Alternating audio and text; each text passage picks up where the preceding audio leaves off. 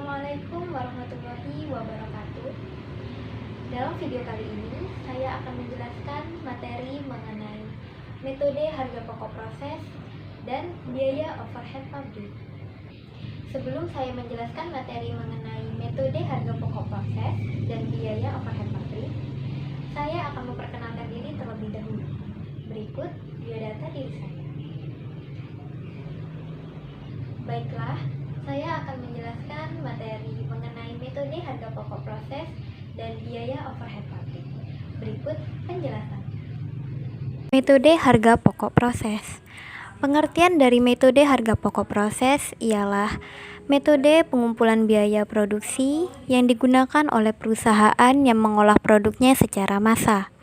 Di dalam metode ini, biaya produksi dikumpulkan untuk setiap proses selama jangka waktu tertentu, dan biaya produksi per satuan dihitung dengan cara membagi total biaya produksi dalam periode tertentu dengan jumlah satuan produk yang dihasilkan dari proses tersebut selama jangka waktu yang bersangkutan.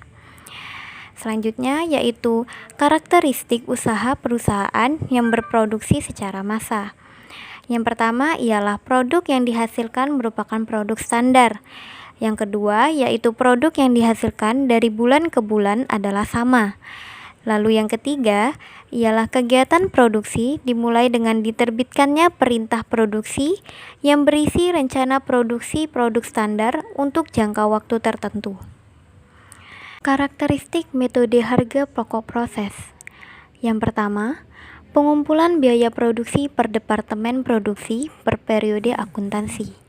Yang kedua, perhitungan HPP per satuan dengan cara membagi total biaya produksi yang dikeluarkan selama periode tertentu dengan jumlah satuan produk yang dihasilkan selama periode yang bersangkutan.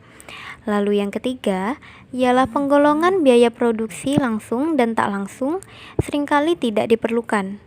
Dan yang keempat, ialah elemen yang digolongkan dalam BOP terdiri dari biaya produksi selain biaya bahan baku dan biaya bahan penolong dan biaya tenaga kerja baik yang langsung maupun tidak langsung.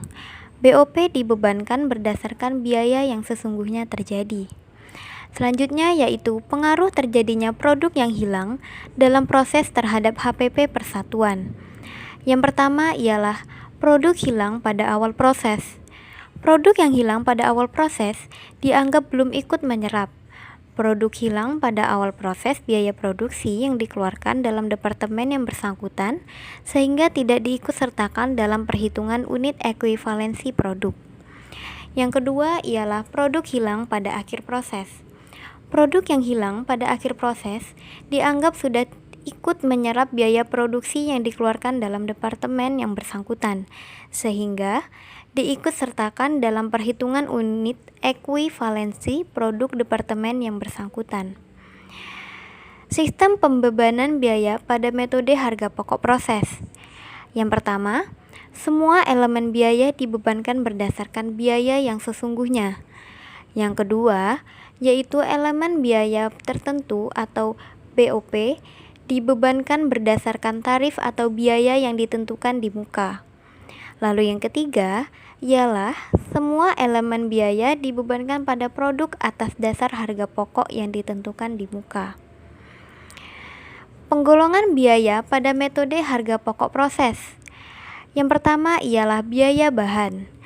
Tidak ada pemisahan antara biaya bahan dan bahan penolong. Umumnya, produk yang dihasilkan bersifat homogen dan bentuknya standar. Jurnal pemakaian bahan melalui satu tahap pengolahan. BDP, biaya bahan pada debit, persediaan bahan pada kredit. Jika produk diproses pada departemen A dan B, di mana bahan hanya dipakai pada departemen A, BDP, biaya bahan departemen A pada debit, persediaan bahan pada kredit. Jika bahan dipakai di departemen A dan B, BDP, biaya bahan departemen A pada debit, BDP, biaya bahan departemen A pada debit, persediaan bahan pada kredit. Selanjutnya yang kedua yaitu biaya tenaga kerja. Biaya tenaga kerja tidak dipisahkan atau dibedakan antara biaya tenaga kerja langsung dan biaya tenaga kerja tidak langsung. Produk melalui satu tahapan pengolahan, semua biaya tenaga kerja di pabrik digolongkan sebagai elemen biaya tenaga kerja atau BTK. BDP, biaya tenaga kerja pada debit, dan beban gaji dan upah pada kredit.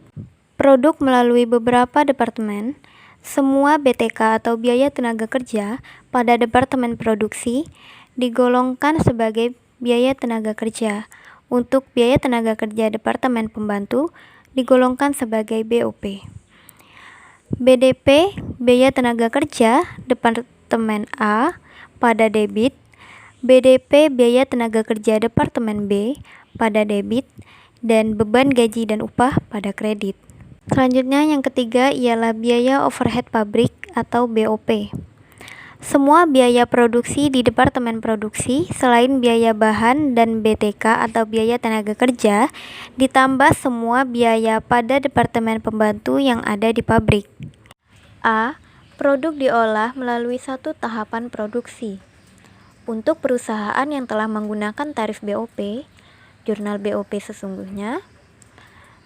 sesungguhnya pada debit, kas pada kredit, persediaan suplai pabrik pada kredit, persediaan suku cadang pada kredit, persekot biaya pada kredit, dan akumulasi penyusutan pada kredit, hutang biaya pada kredit, dan lain-lain rekening di kredit.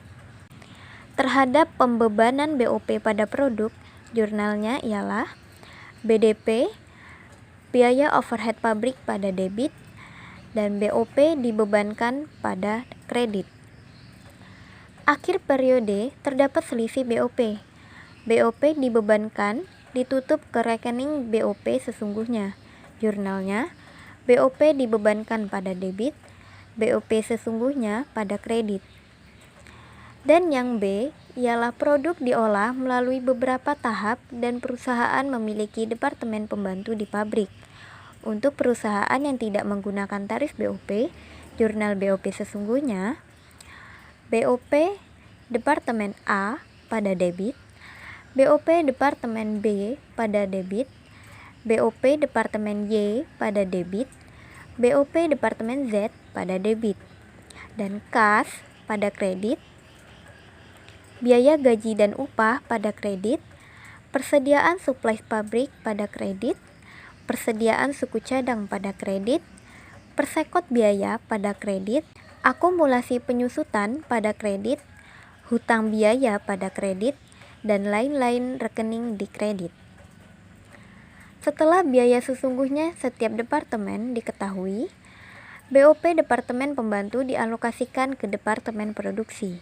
Jurnalnya, BOP Departemen A pada debit, BOP Departemen B pada debit, BOP Departemen Y pada kredit, dan BOP Departemen Z pada kredit.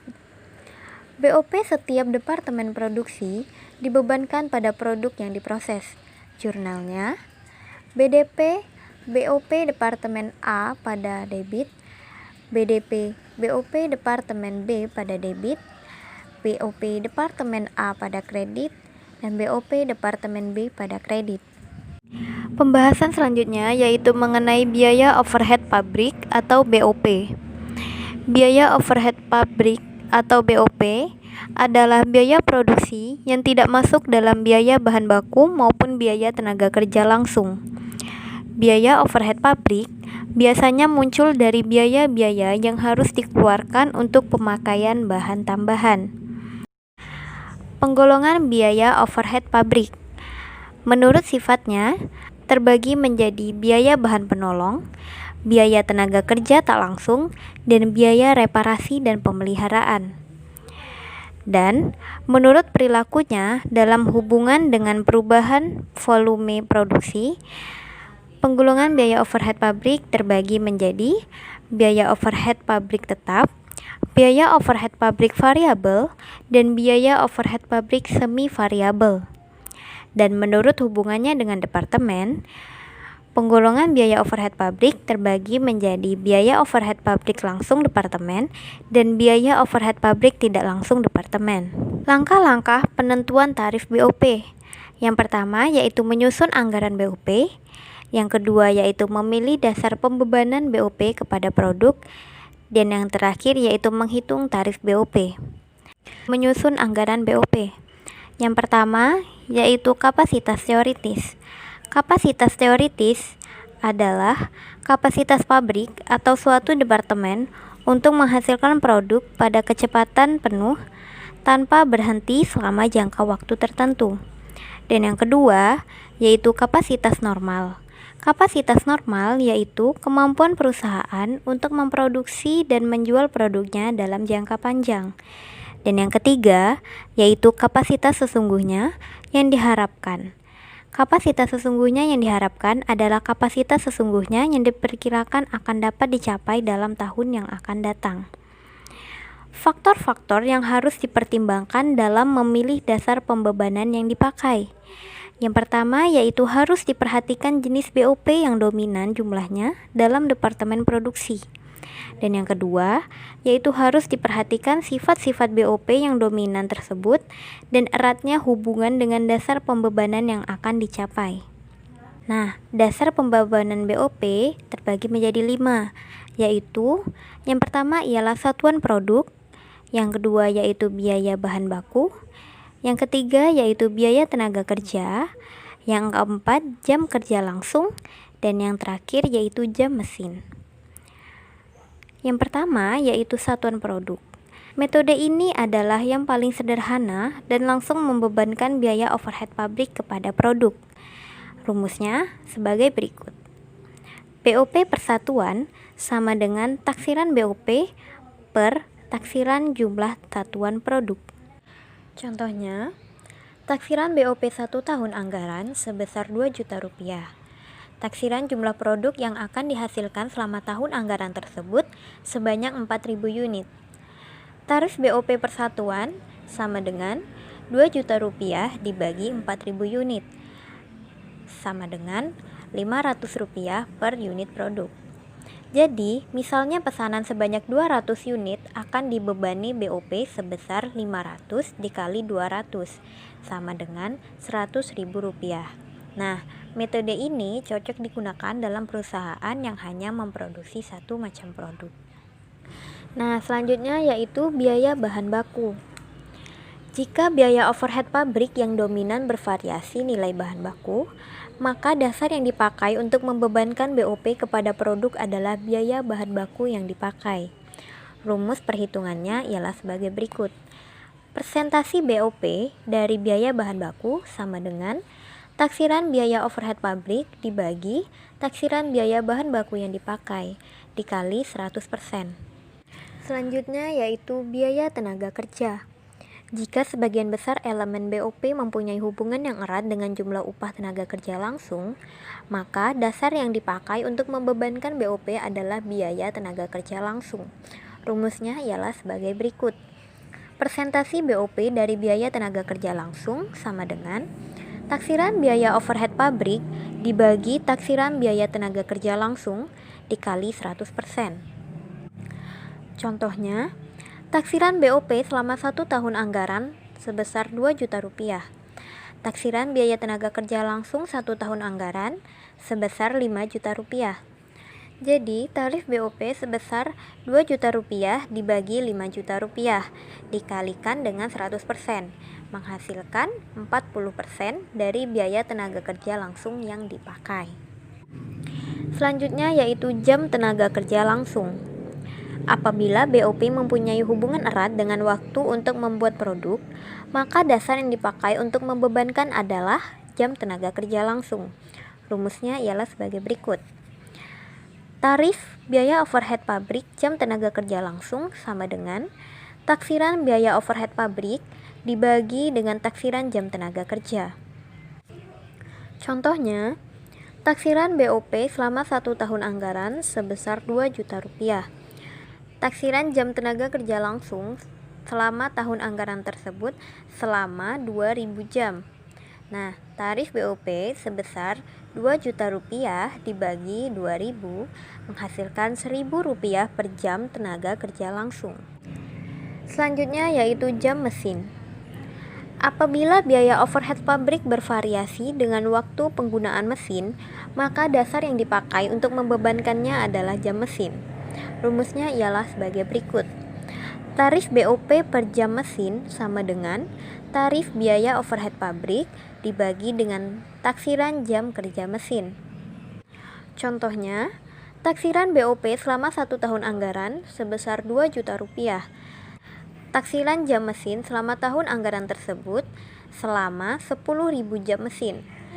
Nah, tarif BOP sebesar Rp2.000.000 dibagi dengan 10.000 menghasilkan Rp200 per jam mesin. Nah, pembahasan selanjutnya yaitu mengenai menghitung tarif biaya overhead pabrik. Setelah tingkat kapasitas yang akan dicapai dalam periode anggaran ditentukan, anggaran biaya overhead pabrik telah disusun, serta dasar pembebanan telah dipilih dan diperkirakan, maka langkah terakhir adalah menghitung tarif BOP dengan rumus sebagai berikut. Tarif BOP sama dengan biaya overhead pabrik dianggarkan dibagi dengan taksiran dasar pembebanan. Nah, untuk keperluan analisis selisih, tarif BOP harus dipecah menjadi tarif BOP tetap dan tarif BOP variabel. Demikianlah penjelasan dari saya mengenai metode harga pokok proses dan biaya overhead pabrik. Jika ada penyampaian yang salah, saya mohon maaf dan terima kasih. Wassalamualaikum warahmatullahi wabarakatuh.